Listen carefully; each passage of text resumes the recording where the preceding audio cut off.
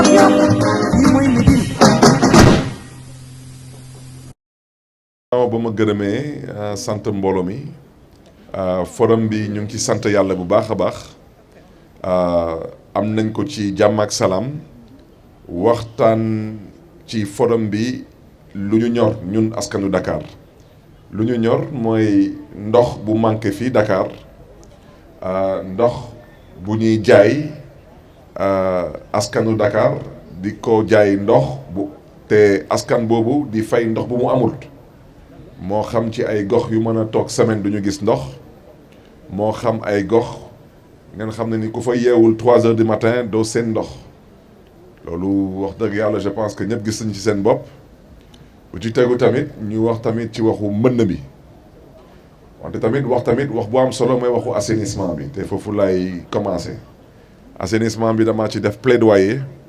te def nañ tey lu ñuy woowee l'appel de Dakar wante appel boobu tamit dañ ci lancer benn coalition boobu ñu woo ci les maires de ville yu nekk biir région de Dakar mais tàllal suma loxo te mu leen di gërëm leen di sant parce que ci forum bi maire Guédiawaye wane na taxawaayam maire Rufisque tamit wane na tamit taxawaayam te wax dëgg yàlla ku gis maire Dakar gis maire Rufisque gis maire Guédiawaye ñu am yaakaar gis tamit maire Pikine parce que tey suñu gestoo lii di carte Dakar ñu ngi xool lu ñuy woowe la nappe phréatique mooy ndox bu ñuy wuti ci suuf si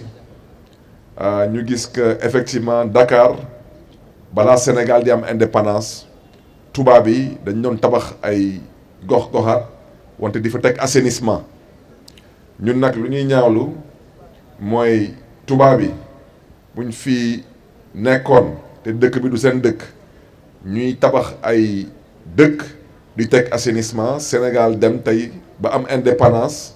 50 ans après indépendance ñu jiite réew mi ñoom ñu jàpp ñu ne que ñun jekk ñu ci assainissement kooku dañ koy ñaawlu parce que tey suñu xoolee tey carte Dakar ñuy examiner nappe phréatique bi ñu gis que fépp fu tubaab yi liggéey ay dëkk ay gox foofu yëpp fépp fu am assainissement daanaka ndox bu nekk ci suuf si baax na ba tey mën nañ ko exploiter parce que SONES ak yeneen service ñu ngeen xam ne ni ñoom ñoo am sañ-sañu exploiter ndox bi fii source ndox bi mooy daanaka da nga koy jëlee ci lac de Guiers bi wala nga exploiter ndox bu nekk ci suuf si wala nga am yaakaar dem jëlee ndox bu géej gi mën ko traiter pour dugal ko ci réseau bi pour nit ñi mën ci gis seen bopp te ñun ñëpp xam nañ ko ndox gi problématique la parce que nit ñi dañu soxla ndox ci seen kër yi wante hôpitaux yi tamit soxla nañ ndox industrie yi soxla nañ ndox hôtel yi soxla nañ ndox donc suñu xoolee tey ñëpp ñu soxla ndox béykat yi sàmmkat yi ñëpp soxla ndox ci gàttal parce que ndox mooy lu ñuy woy la vie mooy àdduna ndox moom su amut moom daanaka moom mën nañ jàpp ne àdduna amatul kon nag ndox boobu dañ ko nar a aar dañ ko nar a sàmm moo tax ñuy wax ne ni que lii di les sources d'eau mooy fépp fu ñu mën a jëlee ndox dañuy góorgóorlu ba bañ ko yàq donc lac de Guiers bi benn source d'eau la bu ci des tak mooy les nappes phréatiques ensuite mooy ndoxu géej gi te ndoxu géej gi je pense que du suba la ñuy commencer di ko exploiter di am yaakaar nag que état bi dina ci am ndam ci yéene bu mu am ci exploiter ndoxu géej gi mais suñu xoolee tey la nappe phréatique de la région de Dakar ñu xool lu mel ni la nappe de Thiaroye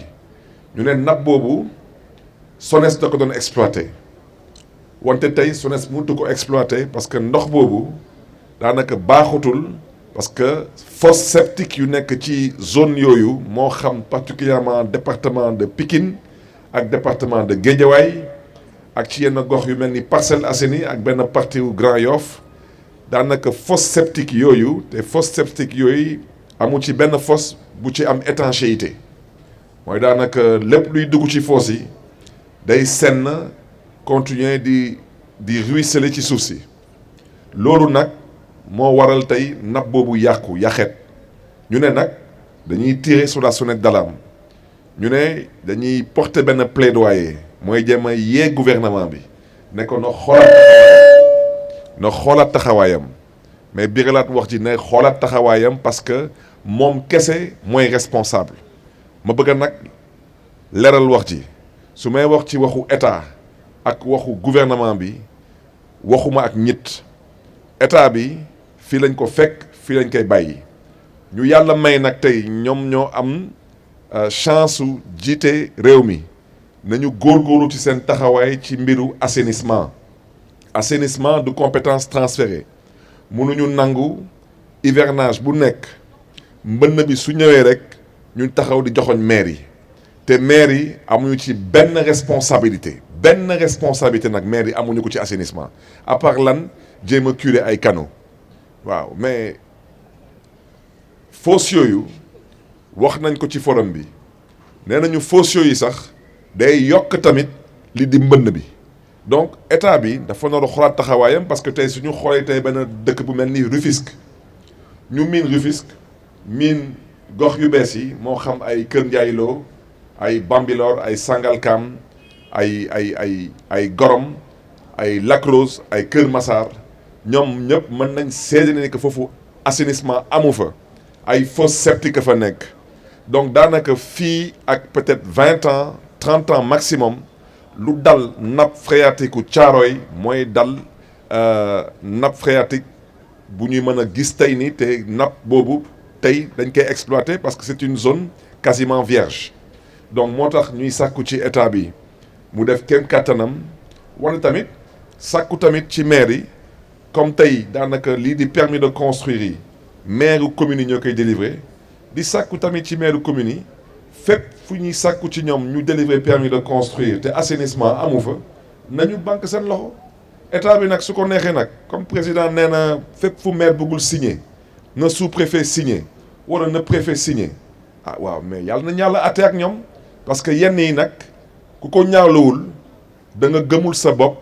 da nga gëmul sa askan te da nga gëmul yàlla parce que loolu may wax ci parce que mënuñu la jiital jox la budget wu réew mi mu toll ci 5000 milliards